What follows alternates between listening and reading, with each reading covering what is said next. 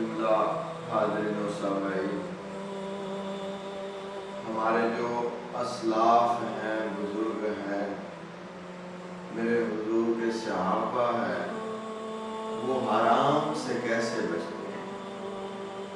ہم تو دوڑ دوڑ کے حرام کی طرف جاتے ہیں، لیکن وہ حرام سے بچنے کی ہر ممکن کوشش کرتے ہیں کہ حرام کا لقمہ ہمارے پیٹ میں نہ جائے، بلکہ اس کو باہر اگل دینا۔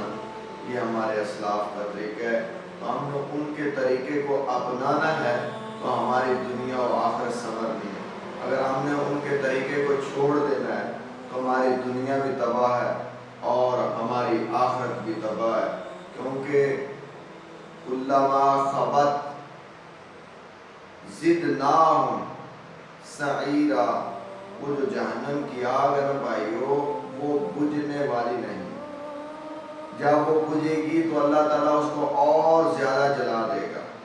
فرشتوں کی ڈیوٹیاں ہیں، ہم نے اپنے اعمال کو درست کرنا ہے، خود کو بہترین انسان بنانا ہے، وہ انسان بنانا ہے کہ جس کے بارے میں اللہ تعالیٰ نے خود فرمایا وَمَا خَلَقْتُ الْجِنَّ وَالْإِنسَ إِلَّا لِيَعْبُدُونِ۔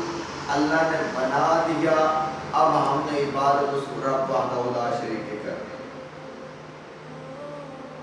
بے شک انسان ظالم ہے، لیکن اس کو ظلمت کے اندھیرے سے نکالنے کے لیے میرے آقا الاجبال آئے۔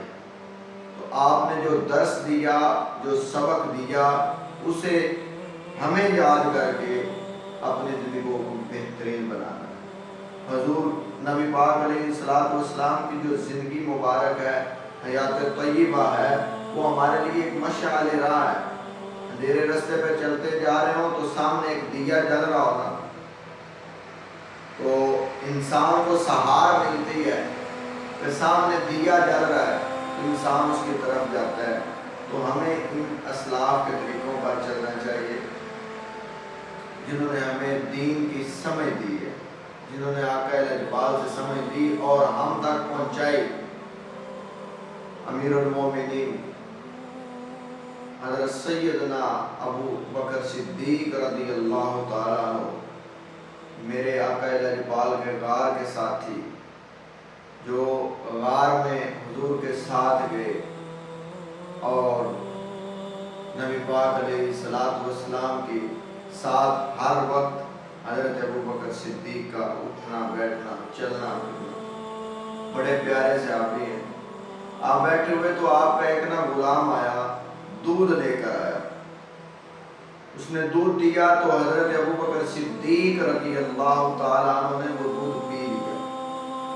وہ دودھ پی لیا تو جس وقت وہ دودھ پیا تو اب وہ غلام جو ہے وہ کہتا ہے کہ اے امیر المومنین، جب میں پہلے کبھی کوئی چیز لاتا تھا آپ مجھ سے دریافت کرتے تھے کہ یہ چیز کہاں سے آئی، کس طرح کی ہے، اس کے کیا فوائد، جن کے مختلف طریقوں سے آپ پوچھ لیتے تھے، لیکن آج آپ نے دودھ کے بارے میں نہیں پوچھا۔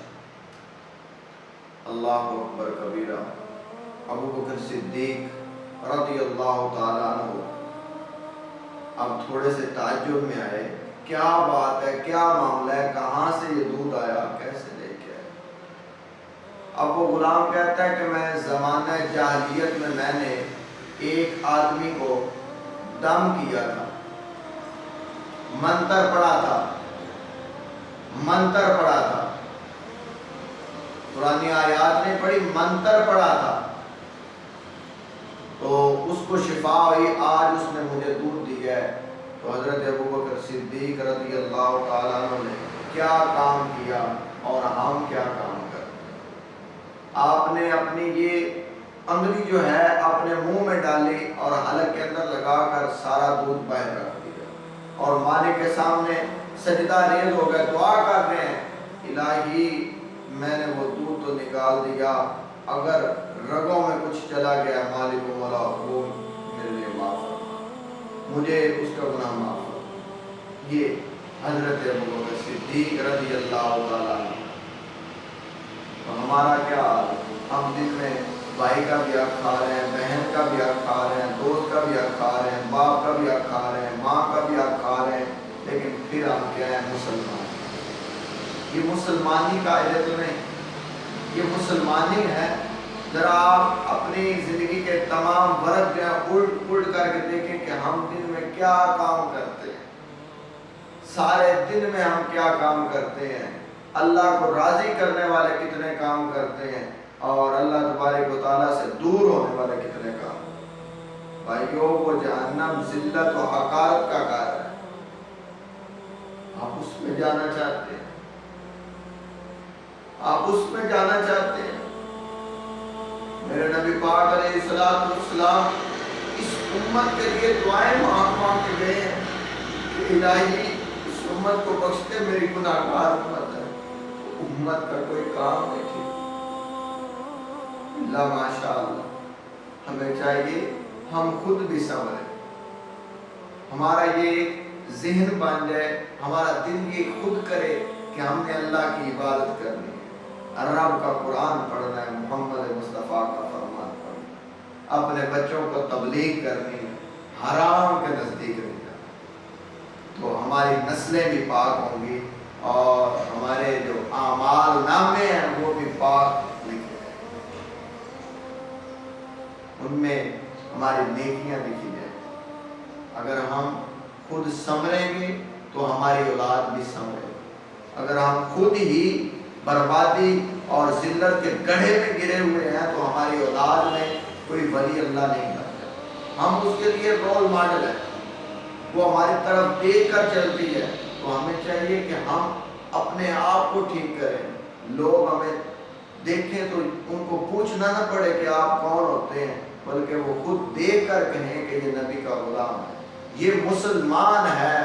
آج مسلمانوں کو حقارت کی نگاہ سے دیکھا جاتا ہے، آپ نظر اڑا کے دیکھ رہے ہیں، انٹرنیٹ کا دور ہے، سوشل میڈیا کا دور ہے، دیکھ رہے مسلمان کو کیسے حقارت کی نگاہ سے دیکھا جاتا ہے، کس وجہ سے؟ معرفت کی وجہ سے۔ ان کو خدا را ٹھیک کرو، سدھارو، اور کوشش کرو کہ اللہ وحدہ لا شریک کی بارگاہ میں جھکو تو تمہیں پتہ چل جائے کیا حلال ہے اور کیا حرام۔ اللہ تعالیٰ